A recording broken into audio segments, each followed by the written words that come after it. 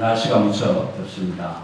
아이들에게도 물어본 질문이지만 저와 여러분이 학문적으로, 경제적으로, 사회적 지명도, 삶의 환경, 이 모든 것들이 다 갖추어졌을 때 우리는 어떤 일에 관심을 가질 수 있을까요? 우리는 어떤 일을 하고 싶어질까요? 라는 질문을 시작으로 오늘 말씀을 나누려고 합니다. 로마가 세계를 제패하고 세계를 다스렸던 때에는 철학과 율법이 최고의 관심사였습니다. 그래서 하나님의 말씀책을 읽어보면 유대인들은 날마다 율법을 논하고 그리스인들은 철학을 가치 기준으로 삼아서 최고의 그 학문으로 추구했던 것을 보게 됩니다. 그래서 사도행전 바울 서신 이런 내용들을 읽어보면 스토아 학파, 또 에피큐로스 학파라는 이런 철학 학파들이 등장을 하게 됩니다. 그런 철학을 연구하고 최고의 가치로 여겼던 사람들은 명제가 이런 것입니다. 어떻게 하면 세상이 행복할 수 있을까? 어떻게 하면 사람이 행복하게 살 수 있을까? 어떻게 하면 이 세상 살아가는 모든 사람들이 유토피아, 정말 환상 같은, 정말 천국 같은 그런 세상을 추구해 갈 수 있을까? 걱정 없이 살 수 있을까라는 것이 그들의 최고의 관심. 유토피아. 정말 이상적인 세상을 만들기 원했던 그 철학이나 율법들이 저와 여러분이 사는 이 세상에서 바라볼 때 다 없어지고 사라지고 말았다는 것이죠. 철학도, 정치도, 경제도, 문화도, 운동도, 교육도, 건축도 다 철학이라는 이름으로 동원되었지만 유토피아 사상, 유토피아의 세상을 이루지는 못했습니다. 그래서 그들에게 대신 쓸 수 있는 말이 하나 있었는데 그것이 우리가 신학적으로 말하는 팍스 로마나라는 로마의 평화라는 의미로 사용되어지기는 했습니다만 세상이 유토피아적인 그런 세상으로 바뀌지는 못했습니다. 고린도전서 2장 6절에 보시면은 시간이 흐르면서 철학 사상이나 이런 모든 것들이 다 바뀌고 없어져 버렸습니다. 그래서 율법은 우리가 지은 죄를 깨닫게 해주면서 죄에 대한 두려움만 더 크게 만들어주었어요. 율법이 없었으면 이것이 죄인지 아닌지 모르고 그냥 살아갔을 수도 있었을 텐데 율법이라는 것이 있었기 때문에 이거 내가 죄를 지었구나, 잘못했구나. 그래서 그 죄에 대한 두려움만 가중되게 했다는 것입니다. 사실 하나님께서 세상을 또 우리 인간을 완전하게 만들어 주셨습니다. 그래서 보시기 심히 아름답게 지어주셨는데 사람들이 꾀를 내어서 하나님을 거역하고 하나님의 말씀을 외면하고 하나님을 미워하고 하나님이 어디 있느냐라고 묻게 되면서 이 세상은 하나님의 진노 아래 있게 되었습니다. 다른 말씀으로 바꾸면 우리가 너무 하나님을 멀리 떠나 있어서 결과적으로 세상은 죄악으로 가득한 세상이 되고 하나님의 진노를 피할 수 없게 되는 그런 결론을 초래하고 말았다는 것입니다. 그런 세상, 죄로 가득한 세상, 그 세상 속에 나무 십자가에 달려서 처형을 당했다가 3일 만에 살아나셨다라고 하는 시골 갈릴리 목수 출신 예수라는 사람을 따르는 사람들이 자꾸 많아져서 우리가 사는 세상, 천하를 어지럽히는 사람들이 여기에도 이르렀다라고 할 만큼 사도행전 17장 6절에 보시면 천하를 어지럽히는 사람들이 여기에도 왔다. 여러분, 저와 여러분이 사는 이 세상에 천하를 어지럽히는 사람들이 호주에도 왔다. 라는 뉴스가 나오면, 속보가 나오면 저와 여러분들은 어떻게 하실 것입니까? 괭이와 작대기를 들고 나가서 천하를 어지럽히는 사람들을 다 축출하고 가두어 잡아 넣어서 세상을 아름답게 평정하시렵니까? 아니면 그냥 그들과 동참해서 함께 세상을 한번 어지럽혀 보시겠습니까? 이 천하를 어지럽힌다는 무리가 나타났다는 소리를 듣고 이 한 무리들을 평정하려고 출사표를 던진 청년이 성경에 소개되고 있습니다. 우리가 역사를 공부하면 남이장군이라는 사람을 소개받게 되는데, 이 남이장군은 시를 이렇게 읊지 않습니까? 백두산석 마도진, 두만강수 상하수, 장보 남아 이런 죄송합니다. 남자가 15살에 세상을 평정하지 못하면 누가 후세의 장보라고 불러줄 것이냐. 후세웅칭 대장보, 이렇게 하는 시를 읊는데요. 백두산에 있는 돌을 다 칼 가는데 없애버리고 두만강물을 다 말먹이는데 없어져서 그런 일을 하더라도 15살이 되어서 세상을 평정하지 못하면 누가 대장부라고 불러줄 것이냐. 그렇게 시를 읊었다고 그러는데, 오늘 성경이 소개하는 이 바울이라는 친구는 이런 천하를 어지럽히는 무리들을 평정하기 위해서 이력서를 던졌습니다. 서신서를 종합해보면 다소라는 지역의 출신인 유대인이고, 길리기아라는 우리가 나라로 치면 서울 정도 되는 대도시에서 출생한 시민이고 로마 시민권자였습니다.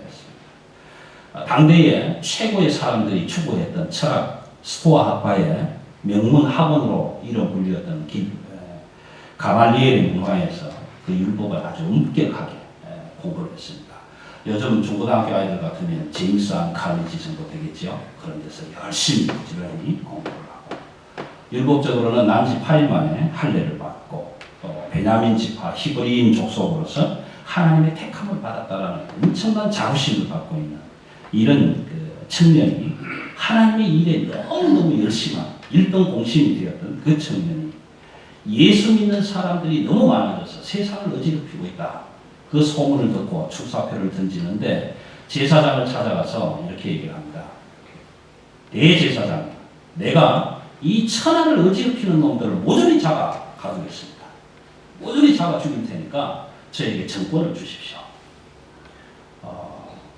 그래서 그 대제사장에게 예수를 믿는 사람들을 잡아 가두고 죽일 수 있는 권한을 부여받아서 다메섹으로 사람들을 잡기 위해서 가다가 그 길에서 예수를 만나게 됩니다. 예수를 만난 바울에게 저는 개인적으로 이런 고민이 있다라고 확신합니다. 어떤 고민이냐 하면, 신명기 21장 23절에 보시면은 나무에 달린 자마다 저주를 받은 자다라고 기록을 하고 있습니다. 나무에 달려 죽은 자마다 저주를 받은 자다. 그런데 이 바울은 하나님을 믿고 하나님의 일에 극심한, 그래서 열심당하는데, 바리사파인데, 나무에 달려서 저주를 받아서 처형을 당한 그 예수가 왜 나를 지금 찾아왔는가? 저주받고 죽었으면 끝났는데, 하나님의 저주를 받고 사라졌으면 끝나야 될 텐데, 왜 그 이상한 예수가 지금 그 잘못된 예수를 믿는 사람들을 잡으러 가는 나에게 나타나셨는가? 엄청난 고민, 갈등, 당황함, 그런 황당함 속에서, 아니 하나님의 저주를 받고 나무에 달려서 죽은 예수가 왜 이 시간에 나를 찾아왔는가? 서신서를 종합해보면 예수를 만난 사건, 이 바울이 다메섹에서 예수님을 만난 이 사건을 약 한 3번 정도 고백을 합니다. 내가 이렇게 예수를 만났다. 이렇게 예수. 고백을 3번 정도 하게 되는데, 그 고백의 내용을 통해서 종합해보면 굉장한 중대한 결심을 하게 됩니다. 고린도전서 2장 2절 말씀해 보시면 바울은 이렇게 고백합니다. 내가 너희 중에서 예수 그리스도와 그가 십자가에 못 박히신 것 외에는 아무것도 알지 아니하기로 작정하였습니다. 율법도 버리고 철학도 버리고 그 유명한 로마 시민권도 필요가 없고 아무런 가말리엘 문화가 무슨 소용이 있으며 스토아 학파가 무슨 소용이 있는가? 아무것도 소용이 없다라고 그렇게 결정을 하고 내가 예수 그리스도와 예수 그리스도의 십자가 외에는 알지 아니하기로 결심을 하였노라. 작정을 하였노라. 그렇게 기록하고 있는 것입니다. 왜? 우리는 여기에 왜라는 질문을 해봐요. 왜 바울이 그랬을까? 왜 바울은 하나님께 대해서 그렇게 열심이고 하나님 택함 받은 족속이었고 하나님 외에는 아무도 없는 유일신 사상을 가졌던 신학을 가졌던 그 바울이 왜 예수만 알기로 그 예수 그리스도의 십자가 사건만 알기로 작정을 했을까? 왜 그랬을까?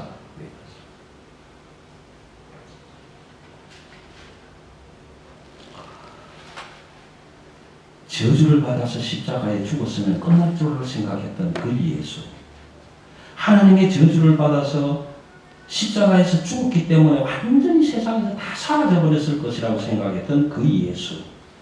죽고 없는 예수를 믿는다는 일은 이단이요, 잘못된 것이요, 잘못된 신학이요, 잘못된 종교라고 알았던 그 예수 그리스도를 믿는 사람들이 왜 이 세상에 이렇게 많아져서 천하로 오직보고 있는가? 이런 무리들은 다 없애요. 하나님만 섬겨야지. 하나님만 섬겨야지.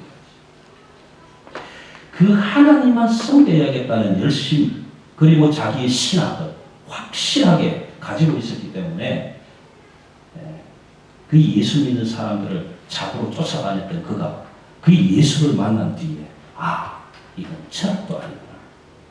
이건 과학도 아니구나. 이건 율법도 아니구나. 이건 윤리도 아니고 정치도 아니고 교육도 아니구나. 이것은 살아계신 하나님의 역사구나. 그것을 깨닫게 됩니다. 그래서 바울은 마음의 작전을 이렇게 합니다. 로마가 세계를 지배할 때에 주축이 되었던 1등 국민들, 유대인들과 그리스인들이 사고했던 율법도 버리고 철학도 버립니다. 그리고 예수만 들고 그들에게 나아갑니다. 여러분 생각해 보십시오. 유대인들과 그리스인들은 복음을 그리키는 것으로 저주받은 것으로 별로 좋지 않은 것으로 여기고 상대도 하지 않았던 그 1등 국민들 앞에 그들이 발꼬락에 때처럼 여겼던 그 복음을 들고 그 예수를 들고 그들과 맞서겠다. 내가 천시를 받고 멸시를 받고 야 너는 3등 국민 5등 국민 아니 저 등수도 없는 국민이라고 말할지라도 그럼에도 불구하고 나는 예수만 자랑하겠다. 예수만 자랑하겠다. 그 바울의 마음속에는 세상의 모든 것이 다 실패했습니다. 세상을 유토피아로 만들겠다고 철학을 동원하고 교육을 동원하고 다 동원했지만 다 실패해버렸습니다. 그런데 복음은 그것을 가능하게 만들겠다는 확신을 가졌기 때문에 이화여자대학에서 공부를 하신 분 계시면 대단히 죄송합니다. 양해하시고 들어주십시오. 대한민국에서 여자들을 교육시키는 학당으로 이화학당이 처음 문을 열었을 때에 교육의 모토를 이렇게 잡았습니다. 대한민국의 모든 여성들을 신여성으로 교육시키고 잘 가르치면 그 여성들이 어머니가 되어서 아이들을 키울 때는 정말 잘 가르칠 것이다. 그래서 나라가 바뀌고 지식이 바뀌고 교육이 바뀌고 세계가 바꿔질 것이다. 그런 모토를 가지고 대한민국의 여성들을 이화학당으로 불러서 가르쳐냈습니다. 지금도 이화여자대학이 있지만 잘 가르쳐서 보냈더니 이 아줌마들이 학교에 가서 치맛바람이나 날리고 자기 아이들 교육 잘 시키고 내 아이만 최고 만들겠다고 하는 일이 벌어지고 말합니다. 그럼 세상을 아름답게 가꾸려고 어머니들을 교육시켰더니 그런 일이 벌어졌더라. 그럼 교육도 세상을 아름답게 만들지는 못했습니다. 대한민국의 정치 형식을 보고 계시지만 정치도 세상을 아름답게 하지 못했습니다. 법도 그렇게 하지를 못했습니다. 윤리도 도덕도 다 실추되고 말았습니다. 그런데 복음은 변하지 않고 어제나 오늘이나 동일해서 예수 그리스도의 복음이라면 이 세상을 영원토록 유지하고 하나님의 평화로 하나님의 사랑으로 채워갈 수 있을 것이다라는 확신을 가졌기 까닭에 바울은 거기에 올인한 것이 내가 이 일을 해야 되겠다.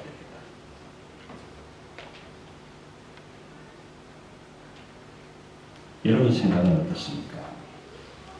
나에게 모든 자격이 갖추어졌다면 아무 걱정할 것이 없다면 영어도 잘 돼?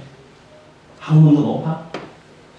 철학도, 율법도, 윤리도, 도덕도 최고의 경지에 이르러서 그렇다면 여러분은 어떤 일에 관심을 가지시겠습니까?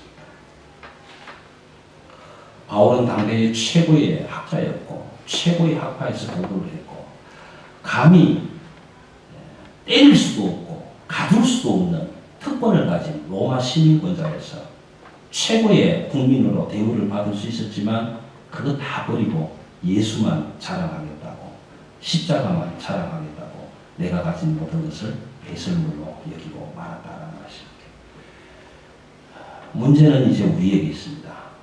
많은 사람들이 성경을 믿지 않습니다. 교회에 오려고 하지도 않습니다. 그러나 철학, 정치, 경제, 연예, 오락, 문화, 재산 정식, 건강 강좌 이런 강좌가 열리면 일요일도 월요일도 토요일도 주말도 없이 얼마나 많은 사람들이 많이 모이는지 몰라요. 그저 줄을 서서 모여듭니다. 왜 그런지 아십니까? 관심이 있고 흥이 있기 때문에 그렇습니다. 우리 모두가 거기에 관심을 가지기 때문에 그렇습니다. 근데 교회는 안 옵니다. 왜 안 오는? 재미가 없습니다. 흥미가 없습니다. 오락이 없습니다. 즐거움이 없습니다. 기쁨이 없습니다. 세상이 주는 그런 재미가 없는 것입니다. 하다못해 강남 스타일도 있어야 될 텐데 그것도 없는 것입니다. 시드니에 있는 홍광표 목사님은 교회는 강남 스타일이 아니라 교회 스타일이어야 한다고 주장하고 있는 목사이기도 합니다. 여러분, 교회는 철학을 말하지 않습니다. 정치를 말하지 않습니다. 출세, 성공 이런 것 가르쳐주지 않습니다. 정말 재미없습니다. 제가 생각해도 흥이 없습니다. 그러나 기대가 있습니다. 이 세상에서 영원히 변하지 않는 유일한 꽃은 시들고 풀은 마르지만 하나님의 말씀은 영영이 있으리라는 그 약속이 있기 때문에 희망이 있고 기대가 있고 흥미가 있는 것입니다. 여러분의 기대와 소망은 무엇입니까? 오늘 원근 각지에서 더운 날씨 아침 일찍 준비하고 다듬어서 오늘 주의 전으로 나오실 때 어떤 기대와 소망을 가지고 오셨습니까? 저 말쟁이 목사가 오늘은 무슨 말을 할까? 한번 가서 들어나 보자. 그런 기대로 오셨습니까? 그러시다면 정말 잘하셨습니다. 정말 잘하셨습니다. 제가 오늘 그 궁금증을 풀어드리려고 합니다. 하나님의 진노 아래 있는 세상, 우리가 죄를 지음으로 인해서 우리로부터 그 죄가 흘러가서 세상이 죄악으로 가득한 세상이 되어버렸고, 그래서 회개하지 않고 사죄받지 못하고 지금도 악을 향해서 달려가고 있는 저와 여러분이 살아가는 이 하나님의 진노 아래 있는 세상이 구원받을 수 있는 유일한 해결책, 그것도 사람이 만들어 주신 것이 아니라 하나님이 준비하고 예비하고 계획하셔서 우리에게 제시한 하나님의 해결책을 오늘 제가 알려드리겠습니다. 고린도전서 2장 7절에는 이런 말씀으로 기록을 합니다. 오직 은밀한 가운데 있는 하나님의 지혜를 말하는 것으로서 곧 감추어졌던 것인데 하나님이 우리의 영광을 위하여, 하나님이 우리의 영광을 위하여 만세전에 이미 정하신 것이다. 하나님이 우리의 영광을 위하여 만세전에 정해놓으신 그 감추어졌던 비밀, 그 비밀을 바울은 알았기 때문에 세상의 모든 것을 배설물로 여기고 오늘 예수 그리스도 십자가만 자랑하겠다고 주사표를 던졌습니다. 우리의 영광을 위하여 하나님이 만세전에 준비하신 것, 그 복음의 비밀은 하나님은 세상을 내려다보시면서 로마서 3장 23절에서 이렇게 말씀합니다. 의인은 없나니 하나도. 목사도 의인이 아닙니다. 목사도 죄인입니다. 용서받아야 할 죄인이고 회개해야 할 죄인입니다. 하나님 앞에서 하나님이 내려다보시더니 죄인은 다 죄인이고 의인은 하나도 없더라라는 것입니다. 의인이 하나도 없는 세상. 아이를 해산하고 아이를 낳아야 하는 그 여인에게 방 한 칸도 내어주지 않는 정말 살벌한, 너무나 이기심으로 가득한 그 세상. 하나님이 오셨지만 그 하나님을 하나님으로 받아들이지 못하고 오히려 십자가에 매달아서 못으로 꽝꽝 박아 죽은 그 세상. 그 세상에 살아가는 사람들을 구하시려고 하나님 다시 찾아오셨습니다. 하나님이 사랑해 주셨습니다. 하나님이 하나밖에 없는 독생자를 보내주셨습니다. 여러분은 이 하나님의 아들 예수 그리스도에 대해서 흥미가 없으십니까? 관심이 없으십니까? 십자가에서 죽으시고 부활하시고 우리의 죄를 대신해서 이 땅에 오셔서 부귀 영광 다 버리시고 낮고 천한 사람의 모습으로 오셔서 내가 죽을 그 자리에 대신 죽어주신 그 예수 그리스도, 그분과 화목하고 싶은, 교제하고 싶은, 삶을 나누고 싶은 그런 관심이 일어나지 않습니까? 그분과 더불어 교제함으로 인해서 기쁘고 즐겁고 행복한 그런 가정, 그런 교회, 그런 세상 만들어가고 싶은 흥미는 없으십니까? 오늘 하나님께서는 우리의 영광을 위하여 준비하신 계획을 이렇게 말씀해 주셨습니다.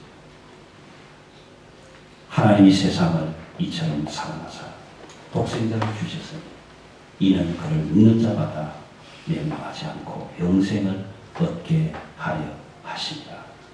예수 그리스도 십자가의 구속의 사건, 그 예수 그리스도만이 저와 여러분의 삶의 중심을 이루고 최고의 가치를 이루고 최고의 행복을 주고 최고의 마지막 영원한 생명을 주시기 바라게, 오늘 바울이 모든 것을 배설물로 여겼던 것처럼 저는 그리고 여러분은 예수 그리스도에게 올인하실 수 있는 하나님의 사람들이 되시기를 간절히 부탁합니다. 기도하십시오.